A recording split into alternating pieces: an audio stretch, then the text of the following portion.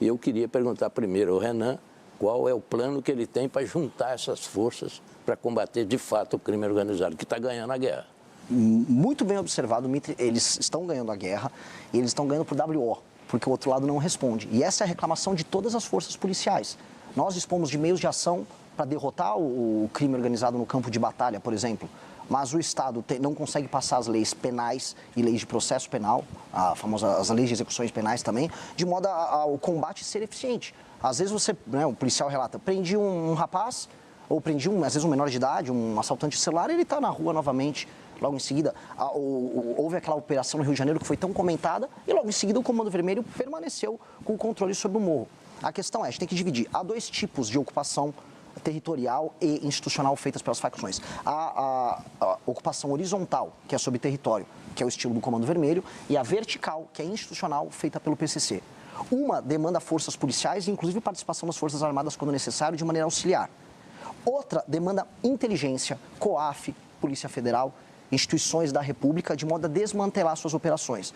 E nós temos que saber usar isso de maneira inteligente. E fora isso, nós temos que fazer, é o que eu estou defendendo já há pelo menos 1 ano e meio, quase 2 anos, trazer para o Brasil a ideia do direito penal do inimigo, que é qualificar de maneira especial pessoas que fazem parte dessas organizações criminosas que não reconhecem a autoridade do Estado como inimigos do Estado brasileiro e a lei para elas funcionar de maneira diferente.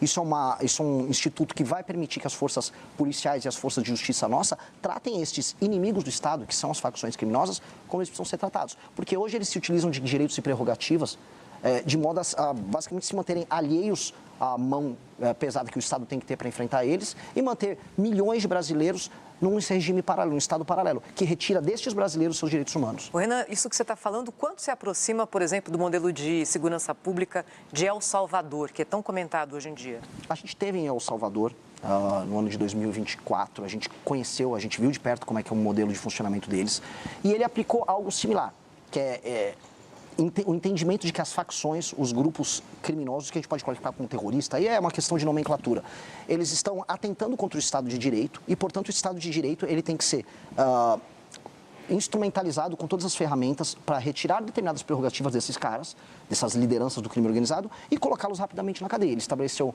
um regime especial, eles chamam lá de regime de exceção, e com base nisso ele desmantelou todo o crime organizado em El Salvador e tornou El Salvador o país mais seguro das Américas.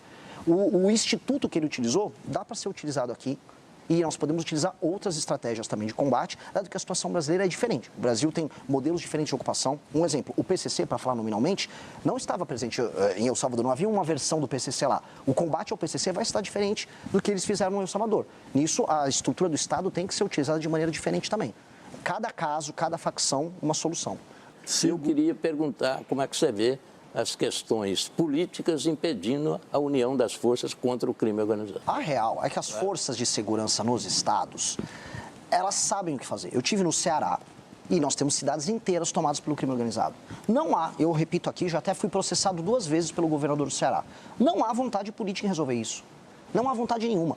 E eu suspeito, e posso tomar um 3º processo, que o governo do Ceará é especialmente leniente com o avanço do Comando Vermelho.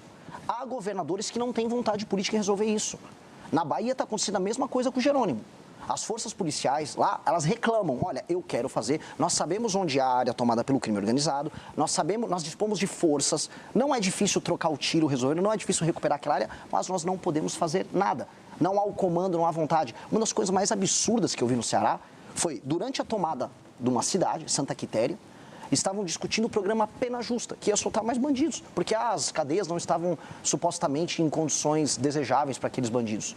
Então, o que o presidente da República tem que fazer é, se eu eleito como presidente de maneira bem clara, o tema que me elegeu foi a destruição do crime organizado. Eu estou há 2 anos falando isso. Vai ser uma eleição plebiscitária. O cara que resolveu eleger Renan Santos, ele resolveu me eleger também e muito por conta disso.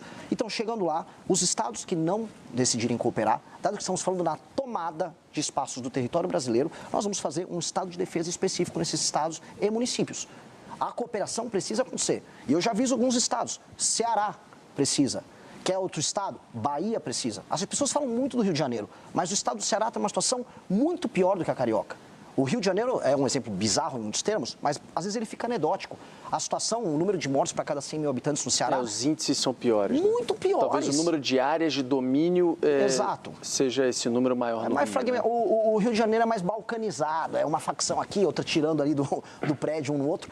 Mas o caso no Ceará, você está falando de tomadas monopolistas por conta do Comando Vermelho e facções auxiliares.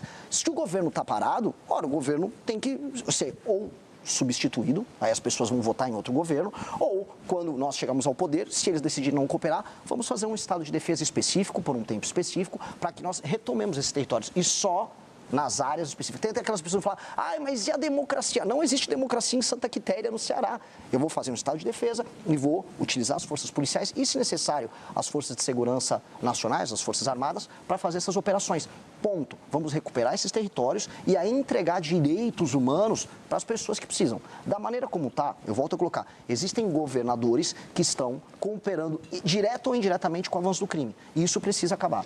Obrigado por assistir! Se você gostou deste vídeo, não esqueça de curtir e se inscrever no canal.